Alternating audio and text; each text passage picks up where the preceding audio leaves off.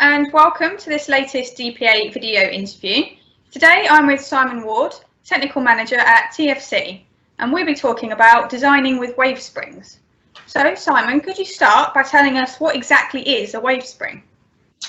Good morning, Paige, and thank you for inviting me along today. What is a wave spring? Many of the people listening to this, I'm sure, will be familiar with conventional coil springs or disc springs, or maybe even leaf springs. Well, a wave spring is a combination of those. It's a compression spring designed to preload an assembly or move components back and forth, manufactured from a single filament of wire coiled to precise diameters with a waveform, which when compressed creates the force from the spring. Okay, and what types of wave springs are there? There's mainly 4 different types that we're involved with on a regular basis. Crest-to-crest springs are the most commonly used. They are a direct replacement in many situations for conventional coil springs, but the big advantage to the customers that use them is that they take up a lot less space. There is an extensive range of standard catalogue sizes for these products, but we do also design custom parts to very precise requirements. Nested springs are used if customers want a very high preload, but in a fairly small length.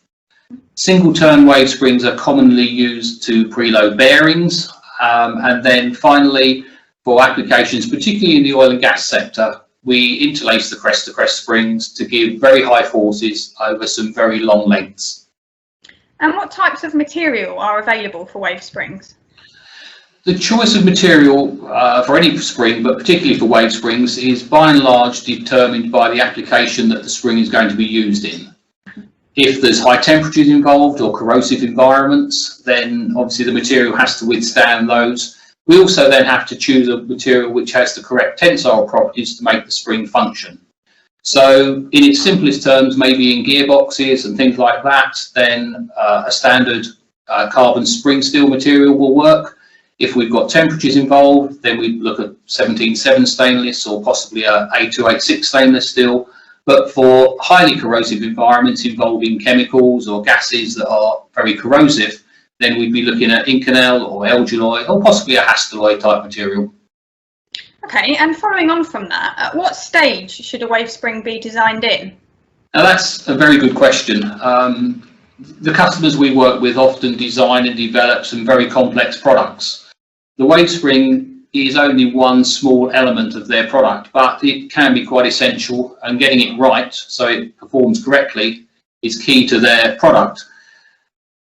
Getting involved at the early stages is preferable from our point of view. It allows us to optimize the design to ensure that it meets their requirements.